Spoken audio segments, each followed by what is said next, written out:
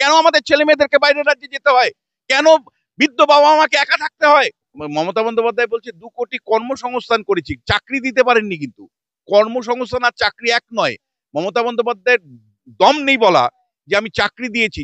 বরঞ্চ এই সময় 6 লক্ষ সরকারি কর্মচারী অবসর নেওয়ার পরেও তিনি সেই পদগুলো পূরণ করেননি। গ্রামের রাস্তাগুলো দেখেছেন?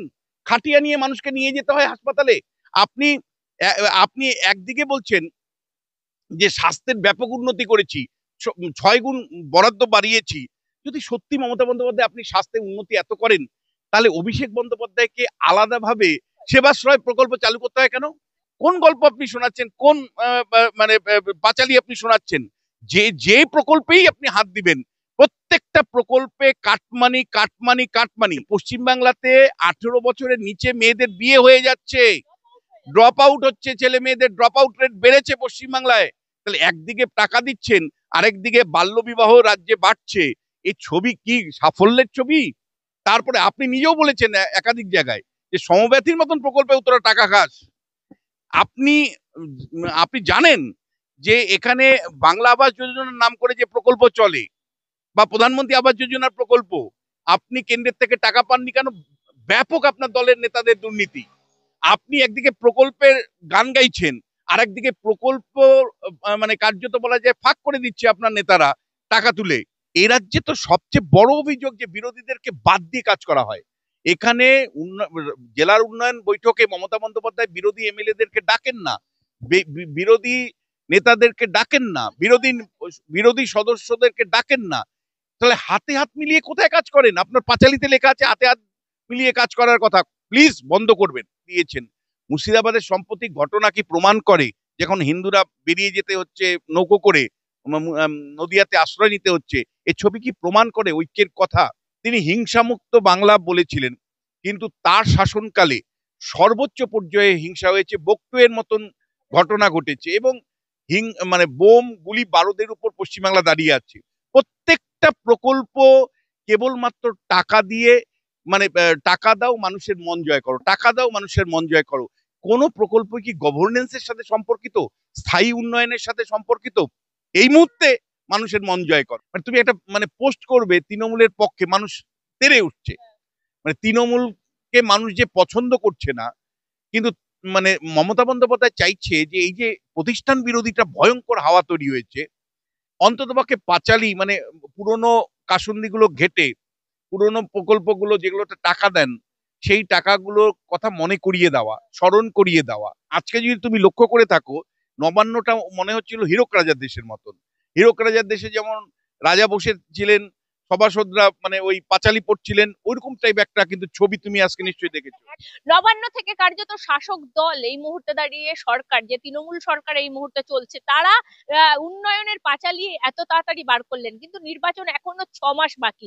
এত তাড়াতাড়ি উন্নয়নের পাঁচালী দেওয়ার কারণ কি? নেপথ্যের ভয়ঙ্কর তথ্য রয়েছে। অনেকেই বলছেন রাজনৈতিক অঙ্কও বড়।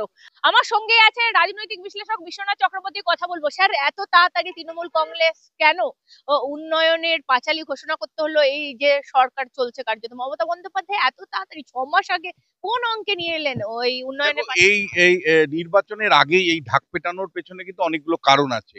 সেটা হলো 2021 থেকে 2025 পর্যন্ত মমতা বন্দ্যোপাধ্যায় প্রশাসন কেবলমাত্র দুর্নীতির অভিযোগে অভিযুক্ত। শিক্ষক থেকে শুরু করে সর্বত্র দুর্নীতি, শিক্ষক চাকরি থেকে শুরু করে গরু কয়লা সবকিছুতেই, 100 দিনের কাজ থেকে শুরু করে সর্বত্র দুর্নীতি। ফলে এই 5 বছর কার্যত তৃণমূল সরকার কোনো কাজই করেনি। শুধুমাত্র পুরনো প্রকল্প যে কয়েকটা টাকা দেওয়া সেগুলো দিয়েছে, আর তোমার গিয়ে লক্ষ্মীর ভান্ডারটা চালু করেছে। এছাড়া গত 5 বছর তৃণমূল সরকার চূড়ান্ত ব্যর্থ হয়েছে। শুধু দুর্নীতি দুর্নীতি, একের পর এক নেতা জেলে গেছে, মন্ত্রীরা জেলে গেছে, এমএলএরা জেলে গেছেন। ফলে মানুষের মধ্যে এই 5 বছরে তৃণমূলের বিরুদ্ধে ক্ষোভ, বিক্ষোভ যে লেভেলে পৌঁছেছে, বিরোধীরা ক্যাশ করতে পারবে কিনা সেটা তো তাদের ব্যাপার, কিন্তু তৃণমূল বিরোধী মানে রাস্তাঘাটে যে কোনো জায়গায় যাবে তৃণমূল বিরোধিতা, তৃণমূলের বিরোধিতা। মানে তুমি একটা মানে পোস্ট করবে তৃণমূলের পক্ষে, মানুষ তেড়ে উঠছে। মানে তৃণমূলকে মানুষ যে পছন্দ করছে না, কিন্তু মানে মমতা বন্দ্যোপাধ্যায় চাইছে যে এই যে প্রতিষ্ঠান বিরোধীটা ভয়ঙ্কর হাওয়া তৈরি হয়েছে, অন্ততপক্ষে পাঁচালী মানে পুরনো কাসুন্দিগুলো ঘেটে পুরনো প্রকল্পগুলো যেগুলোতে টাকা দেন সেই টাকাগুলোর কথা মনে করিয়ে দেওয়া, স্মরণ করিয়ে দেওয়া। মানে একই সাথে তোমাকে আমি বলতে চাই যে এটা হলো অ্যান্টি ইনকামবেন্সি আটকানোর একটা কৌশল। অর্থাৎ সরাসরি সরকার বিরোধী যে ব্যাপক হাওয়া তৈরি হয়েছে সেইটা কে আটকানোর জন্য গ্রামে গ্রামে গিয়ে এই পাঁচালী পড়ানো হবে, ব্যাপক প্রচারে আনা হবে, প্রচার করে মানুষের মনের মধ্যে মানে মগজ ধোলাই করা হবে। মানে এই চুরিটাকে লুকিয়ে দেওয়া হবে। চুরি, অব্যবস্থা, নন গভর্নেন্স গত 5 বছরে সত্যি সরকার কিছু করেনি। তৃণমূল মানে মানুষই সহ্য করতে এবং পারছে না। এবং দ্বিতীয় যে বিষয়টা তোমাকে আমি বলতে চাই যে দেখো একটা পোলারাইজেশন, হিন্দু ভোটের পোলারাইজেশন হয়েছে, ফলে হিন্দু ভোটের পোলারাইজেশনটাকে যদি আটকাতে হয় তাহলে আমি ধর্মনিরপেক্ষ এই ভাবটা এই মুহূর্তে আনতে হচ্ছে। কারণ সংখ্যালঘু ভোটের পরেও তো একটা হিন্দু ভোটের একটা অংশ পেতে হবে। ফলে সেই কারণেই কিন্তু এই প্রচারটার মধ্য দিয়েও একটা বার্তা দেওয়ার চেষ্টা করেছেন মমতা বন্দ্যোপাধ্যায়। বা মানে তৃতীয় যে বিষয়টা সেটা হলো যে দেখো মানে বিরোধীরা তো নন পারফরমেন্স এর একের পর এক আনবেন। এরপরে ধরো মানে কাটাছেড়া হবে যে তৃণমূল কংগ্রেস গত 15 বছরে কোথায় কোথায় ব্যর্থ হয়েছে। ধরো মমতা বন্দ্যোপাধ্যায় প্রতিশ্রুতি দিয়েছিলেন এ রাজ্যে ক্ষমতায় আসলে তিনি সিপিএম এর মতন দলীয়করণ করবেন না প্রশাসনে, কিন্তু দল এবং প্রশাসনের মধ্যে কোনো তফাৎ রাখেননি। তিনি পুরো পুলিশ প্রশাসনটাকে পুরো দলীয়করণ অর্থাৎ তৃণমূল আর প্রশাসনের মধ্যে তফাৎ করেননি। মানে তিনি 2011 সালে প্রতিশ্রুতি রক্ষা করতে পারেননি। তিনি হিংসামুক্ত বাংলা বলেছিলেন, কিন্তু তার শাসনকালে সর্বোচ্চ পর্যায়ে হিংসা হয়েছে, বকটুয়ের মতন ঘটনা ঘটেছে এবং মানে বোম গুলি বারুদের উপর পশ্চিমবাংলা দাঁড়িয়ে আছে। পশ্চিমবাংলায় মানে রাজনৈতিক হিংসায় বছরের পর বছর 1 নম্বরে চলছে। এক পঞ্চায়েত নির্বাচন 2023-এ 100 লাশের উপর ভিত্তি করে নির্বাচন হয়েছে। যে কোনো ঘটনাকে কেন্দ্র করে প্রতিনিয়ত হিংসা, গোষ্ঠীদ্বন্দ্ব, লড়াই, বকরার লড়াই, সিন্ডিকেটের লড়াই, মানে মানে রাজ্যে যে একটা অরাজক পরিস্থিতি চলছে এগুলো তো প্রশ্নে আসবে। মানুষ প্রশ্ন করবে যে গত 15 বছরে মমতা বন্দ্যোপাধ্যায় বলছে 2 কোটি কর্মসংস্থান করেছি, চাকরি দিতে পারেননি। কিন্তু কর্মসংস্থান আর চাকরি এক নয়। মমতা বন্দ্যোপাধ্যায়ের দম নেই বলা যে আমি চাকরি দিয়েছি, বরঞ্চ এই সময় 6 লক্ষ সরকারি কর্মচারী অবসর নেওয়ার পরেও তিনি সেই পদগুলো পূরণ করেননি। তো বিরোধীরা তো এরপরে প্রচারে আনবে 6 লক্ষ সরকারি পদ পূরণ হলো না কেন, মমতা বন্দ্যোপাধ্যায় জবাব চাই, জবাব দাও। এবং একইভাবে যখন এই রাজ্যে যখন মমতা বন্দ্যোপাধ্যায় ক্ষমতায় আসলেন তখন বামেরা ওই 1,90,000 কোটি টাকার মতন লোন করেছিলেন, সেটাও কিউমুলেটিভ লোন, মানে স্বাধীনতার পর থেকে, মানে 2 লক্ষ কোটি টাকা ধরো। আর মমতা বন্দ্যোপাধ্যায় এখন 6.5 লক্ষ কোটি টাকা লোন, রাজ্যটা লোনের মধ্যে আছে। একজন শিশু জন্মগ্রহণ করলে পশ্চিমবাংলায় 50,000 টাকার ঋণ নিয়ে জন্মগ্রহণ করেন। অর্থাৎ পশ্চিমবাংলাটা ঋণের উপরে দাঁড়িয়ে আছে। পশ্চিমবাংলায় অর্থনৈতিক দিক থেকে এরপরে বিরোধীরা প্রশ্ন তুলবে, ইতিমধ্যেই অনেকে প্রশ্ন তুলছেন যে আমাদের উড়িষ্যা, তারও মাথা পিছু আয় পশ্চিমবাংলার থেকে ভালো। মানে আগে মানে পূর্ব ভারতবর্ষের মধ্যে পশ্চিমবঙ্গ, উড়িষ্যা, বিহার, আসাম এগুলোর মধ্যে পশ্চিমবঙ্গ মাথাপিছু আয় সর্বোচ্চ ছিল। এখন মাথাপিছু আয় সবচেয়ে খারাপ অবস্থা হলো পশ্চিমবঙ্গে, এমনকি উড়িষ্যা থেকেও কম। মুখ্যমন্ত্রী যেটা বলতে চাইছেন স্যার, ধনধান্য করেছি, আমি বলছি উত্তীর্ণ করেছি, সম্পূর্ণ করেছি। আমি বলছি যে যে কথাগুলো বললেন, ধনধান্য বলুন যাই বলুন, আপনি যদি সাধারণ মানুষ বলেন ওখানে স্টেডিয়ামটা ভাড়া নেবেন, নিতে পারবেন? আর সম্পূর্ণ ওখানে বিল বিল সাধারণ মানুষের পক্ষে সম্ভব আছে? আমি বলছি মুখ্যমন্ত্রী যে উন্নয়নগুলো বলছেন, আমি বলছি বেকারদের চাকরি, টিচারদের চাকরি, সাধারণ ছেলে মেয়েদের চাকরি কোথায়? বারবার বলছি যে মুখ্যমন্ত্রী বলছেন 2 কোটি কর্মসংস্থান। কর্মসংস্থান মানে কি বলতো? তোমার বাড়িতে যদি কাজ কেউ করে তাহলে একটা কর্মসংস্থান হলো।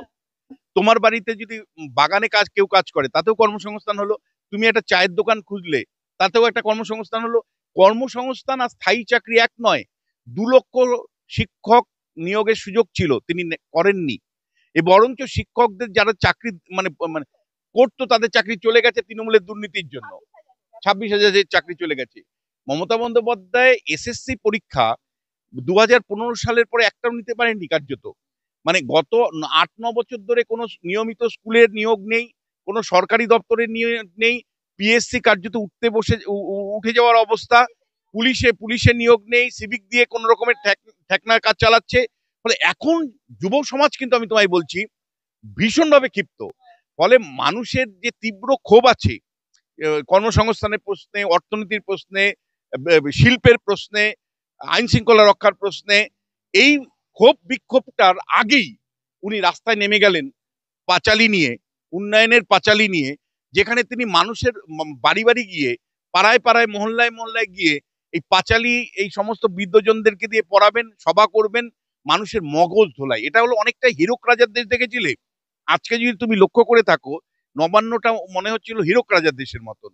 হীরক রাজার দেশে যেমন রাজা বসেছিলেন, সভাসদরা মানে ওই পাঁচালী পড়ছিলেন, ওইরকম টাইপ একটা কিন্তু ছবি তুমি আজকে নিশ্চয়ই দেখেছো। একদম, আপনি যখন হীরক রাজা বললেন, আমি এই কথাটা বলবো, মমতা বন্দ্যোপাধ্যায় নিজে মানে কথা বলতে গেলে আমাদের ভুল হয়। তিনি বললেন দরিদ্র সীমার নিচে নামিয়ে দিয়েছি এতজনকে। তারপর বললেন যদি এই কথাটা, আমি দরিদ্র সীমার নিচে নয়, দরিদ্র সীমার বাইরে, যদি আপনারা এই কথাটাকে কোট করেন সংবাদ মাধ্যম, আপনাদের বিরুদ্ধে কিন্তু ব্যবস্থা নেওয়া হবে। আমার কথাকে এইভাবে করতে পারেন না। মানে নিজেই বলছেন, নিজেই আইনি ব্যবস্থা দেখাচ্ছেন, মানে সত্যি স্যার হীরক রাজাই। মানে এইটা দেখো, মানে এটা মানে সত্যি বাঙালি যে মেধার উপর দাঁড়িয়েছিল বাঙালি, সেই বাঙালিকে মানে একেবারে মেরুদণ্ড ভেঙে বশ্যতায় স্বীকার করাতে বাধ্য করেছেন। বাঙালি এখন কার্যত মেরুদণ্ডহীন প্রাণীতে পরিণত হয়েছে এই শাসনকালে। লেফট আমলেও কিছুটা হয়েছিল, কিন্তু এখন যে পরিস্থিতি তৈরি হয়েছে, বাঙালির মেরুদণ্ডহীন একটা অবস্থান তৈরি করেছেন। প্রায় সকলেই চায়, উনি চান সবাই উনাকে উত্তরসমাদ করুক, সামান্যতম বিরোধিতাটাও উনি মেনে নিতে পারছেন না। কিন্তু তোমাকে আমি যেটা বলতে চাইছি, এই যে পাঁচালী উনি তৈরি করেছেন, এই পাঁচালীতে ৩-৪টে ওয়ার্ড আমি দেখছিলাম, মানে পাঁচালীর মধ্যে একটা হলো সবাই মিলে নাকি কাজ করে। এই রাজ্যে তো সবচেয়ে বড় অভিযোগ যে বিরোধীদেরকে বাদ দিয়ে কাজ করা হয়। এখানে জেলার উন্নয়ন বৈঠকে মমতা বন্দ্যোপাধ্যায় বিরোধী এমএলএদেরকে ডাকেন না, বিরোধী নেতাদেরকে ডাকেন না, বিরোধী সদস্যদেরকে ডাকেন না। তাহলে হাতে হাত মিলিয়ে কোথায় কাজ করেন? আপনার পাঁচালীতে লেখা আছে হাতে হাত মিলিয়ে কাজ করার কথা, প্লিজ বন্ধ করবেন। দ্বিতীয়, আপনার পাঁচালীতে আমি ভালো করে শুনেছি, তাতে বলা হয়েছে যে ঐক্যের কথা বলা হয়েছে। আপনার শাসনকালে কোথায় ঐক্য? আপনি এসে ইমাম ভাতা দিয়েছেন। আপনি হিন্দু মুসলিমদের মধ্যে যে একটা মানে স্পষ্ট পার্থক্য, সেটা ইমাম ভাতার, মুয়াজ্জিম ভাতা দিয়ে দিয়েছেন। মুর্শিদাবাদের সাম্প্রতিক ঘটনা কি প্রমাণ করে, যখন হিন্দুরা বেরিয়ে যেতে হচ্ছে নৌকো করে, নদিয়াতে আশ্রয় নিতে হচ্ছে, এই ছবি কি প্রমাণ করে ঐক্যের কথা? বরঞ্চ আমি বাম আমলের সাথে যদি তুলনা করি, বাম আমলে কয়টা গোষ্ঠী দাঙ্গা হয়েছিল, আর আজকে কয়টা গোষ্ঠী দাঙ্গা হলো? আপনার ১৫ বছর শাসনকালে যদি আপনি ফিরিস্তি দেন, মানে ওটা কি আপনি রেখেছেন পাঁচালীর মধ্যে যে মানে গোষ্ঠীগত দাঙ্গা কতগুলো হয়েছে?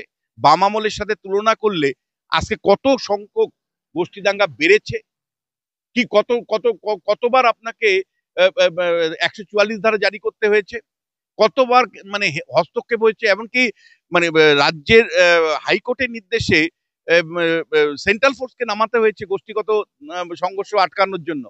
ফলে মানে এক হাতে হাত মিলিয়ে আপনারা কাজ করেন না, বিরোধীকে বাদ দিয়ে কাজ করেন। আর রাজ্যে ঐক্যের ছবিও যেটা আপনার পাঁচালীর মধ্যে আছে, সেটা একেবারেই ভুল। এবং একই সাথে আপনাকে বলি, যে প্রকল্পগুলোর কথা বলেছেন, প্রত্যেকটা প্রকল্প কেবলমাত্র টাকা দিয়ে, মানে টাকা দাও মানুষের মন জয় করো, টাকা দাও মানুষের মন জয় করো। কোন প্রকল্প কি গভর্নেন্সের সাথে সম্পর্কিত, স্থায়ী উন্নয়নের সাথে সম্পর্কিত? এই মুহূর্তে মানুষের মন জয় করো, এই মুহূর্তে মানুষের মন জয়ও আপনারা করতে পারছেন না। ধরুন আপনি সমব্যথী প্রকল্পের কথা বলছেন আপনার ছড়ার মধ্যে। সমব্যথী প্রকল্প পেতে গেলে যে ধরনের মানে সময় ব্যয় করতে হয়, আপনার নেতাদের পেছনে ছুটতে হয়, তারপরেও আবার কাটমানি। তারপরে আপনি নিজেও বলেছেন একাধিক জায়গায় যে সমব্যথীর মতন প্রকল্পে তোরা টাকা খাস। আপনি আপনি জানেন যে এখানে বাংলা আবাস যোজনার নাম করে যে প্রকল্প চলে, বা প্রধানমন্ত্রী আবাস যোজনার প্রকল্প, আপনি কেন্দ্রের থেকে টাকা পাননি কেন? ব্যাপক আপনার দলের নেতাদের দুর্নীতি। আপনি একদিকে প্রকল্পের গান গাইছেন, আর একদিকে প্রকল্প মানে কার্যত বলা যায় ফাঁক করে দিচ্ছে আপনার নেতারা টাকা তুলে। আপনি ১০০ দিনের কাজের প্রকল্পের টাকা আটকে গিয়েছিল কেন? ব্যাপক পরিমাণে দুর্নীতি আপনার নেতারা করেছেন। কোন গল্প আপনি শোনাচ্ছেন? কোন মানে পাঁচালী আপনি শোনাচ্ছেন? যে প্রকল্পেই আপনি হাত দিবেন, প্রত্যেকটা প্রকল্পে কাটমানি কাটমানি কাটমানি। আমি জানি না এই এই পাঁচালী পাওয়ার পরে আমাদের রাজ্যে বিরোধীরা একটা কাউন্টার পাঁচালী তৈরি করবে কিনা, যে বিভিন্ন প্রকল্পের এগেনস্টে শাসক দলের নেতারা কিভাবে কাটমানি বা টাকা খায়, সাধারণ গরিব মানুষকে কি করে বঞ্চিত করছে, সে নিয়ে আরেকটা পাঁচালী হবে কিনা। আর সেটা তো বিরোধীরা বলতে পারবে, কিন্তু আমি বলছি যে এই যে প্রকল্পের যে ফিরিস্তি দিচ্ছেন, এই প্রকল্পগুলোর সাথে সার্থকতার সম্পর্ক কোথায়? আপনি কন্যাশ্রী প্রকল্পে 1 কোটি লোকের কথা, মহিলার টাকা পেয়েছে বলছেন, তাই 1 কোটি টাকা একদিকে মেয়েরা পাচ্ছে, আরেকদিকে বাল্যবিবাহ পশ্চিমবাংলায় বেড়ে যাচ্ছে। সম্প্রতি একাধিক রিপোর্টে বেরিয়েছে যে পশ্চিমবাংলাতে 18 বছরের নিচে মেয়েদের বিয়ে হয়ে যাচ্ছে, ড্রপ আউট হচ্ছে, ছেলে মেয়েদের ড্রপ আউট রেট বেড়েছে পশ্চিমবাংলায়। তাহলে একদিকে টাকা দিচ্ছেন, আরেকদিকে বাল্যবিবাহ রাজ্যে বাড়ছে। এই ছবি কি সাফল্যের ছবি? একটুকু সাফল্যের ছবি?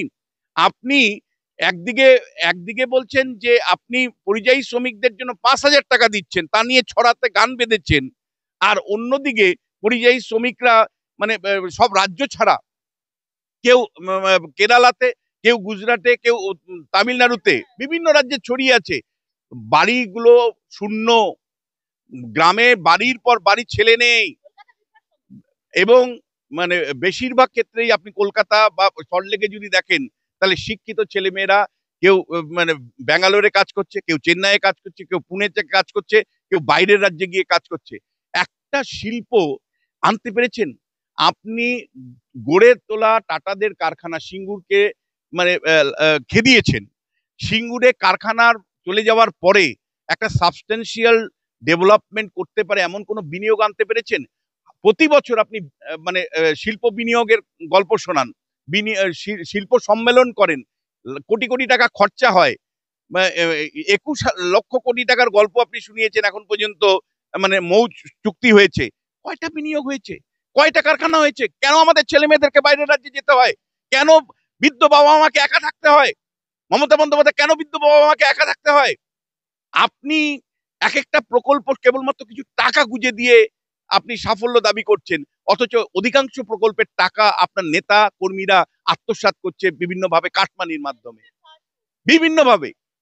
ফলে কোন উন্নয়ন? যে প্রথম 5 বছর যে রাস্তাঘাটের উন্নয়ন সামান্য দেখতে পেয়েছিলাম, আজকে বিহাল রাস্তাঘাট, গ্রাম গঞ্জ শহর কলকাতায়, অলিতে গলিতে খানাখন্দ, রাস্তার চেহারা আপনি দেখেছেন পশ্চিমবাংলায়? গ্রামের রাস্তাগুলো দেখেছেন? খাটিয়া নিয়ে মানুষকে নিয়ে যেতে হয় হাসপাতালে। আপনি আপনি একদিকে বলছেন যে স্বাস্থ্যের ব্যাপক উন্নতি করেছি, 6 গুণ বরাদ্দ বাড়িয়েছি। যদি সত্যি মমতা বন্দ্যোপাধ্যায় আপনি স্বাস্থ্যের উন্নতি এত করেন, তাহলে অভিষেক বন্দ্যোপাধ্যায়কে আলাদাভাবে এই মানে প্রকল্প এখানে চালু করতে হয়। কি প্রকল্প? সেবাশ্রয় প্রকল্প চালু করতে হয় কেন? যদি সেবাশ্রয় প্রকল্প প্রমাণ করে যে আপনার হাসপাতালগুলো ঠিক মতন চলছে না, আপনার সরকারি ব্যবস্থা ঠিক মতন চলছে না, যদি আপনার হাসপাতাল সরকারি ব্যবস্থা নর্মাল ভাবে চলতো, স্বাভাবিকভাবে চলতো, তাহলে অভিষেক বন্দ্যোপাধ্যায়কে আলাদা করে সেবাশ্রয় মতন প্রকল্প নিয়ে মানুষ, হাজার হাজার মানুষের কাছে পরিষেবা পৌঁছে দিতে হতো না। সব শেষে জিজ্ঞাসা করবো, লক্ষ্মীর পাঁচালী হলো কিন্তু মুখ্যমন্ত্রী সংবাদ মাধ্যমকে বললেন আপনাদেরকে 7 দিন পরে দেবো, তার মানে কি কিছু গলত রয়ে গেছে? দেখো, এই উনি কি করবেন আমি জানি। এই যে আমরা যে ত্রুটি বিচ্যুতিগুলো তুলে ধরছি, বিভিন্ন সংবাদ মাধ্যম সেগুলো তুলে ধরবে, এইবার মেজর সমালোচনাগুলো যাতে না আসে, তার জন্য কিছু মোড়ক চেঞ্জ করবেন। এই যে 7 দিন পরে হয়তো ফাইনালি তোমরা ভার্সনটা পাবে, এটা যদি সত্যি হয় তাই, তাহলে তুমি মনে রাখবে এটা স্ট্র্যাটেজিক্যালি করেছে। যে সেটা হলো এই যে আমি যে ত্রুটিগুলো তুলে ধরলাম, বিচ্যুতিগুলো তুলে ধরলাম, এইগুলোর ফাঁক পূরণ করবার জন্য উনি সময় কিনে নিলেন। এই ফাঁকগুলো নানা শব্দের কৌশলে, সেন্টেন্সের কৌশলে, মিথ্যে তথ্য দিয়ে সেগুলো ভরাট করার জন্য কিন্তু 7 দিন সময়। সবকিছুতে রাজনীতি, শেষ কথাটা মমতা বন্দ্যোপাধ্যায় যেটা শুনলাম, কার্যত ডিটেনশন ক্যাম্প আমরা করছি না, আমাদের রাজ্যে ডিটেনশন ক্যাম্প হচ্ছে না। আমি বলি ডিটেনশন ক্যাম্পের কথা ওনাকে কে বললো? কে বললো ডিটেনশন ক্যাম্পের কথা? দেখো, একটা অভিযোগ এসছে যে 2-3টে জমি নাকি দেওয়া হয়েছে, এটা বিরোধীদের তরফ থেকে, কিন্তু আমি সেটা বলতে পারবো না। কিন্তু বহু ক্ষেত্রে কিন্তু মমতা বন্দ্যোপাধ্যায় এত যে ডেসপারেটলি এইসব কথা বলতে পারছেন, তার একটা বড় কারণ কিন্তু রাস্তার রাজনীতিতে বিরোধীরা অনেক পিছিয়ে।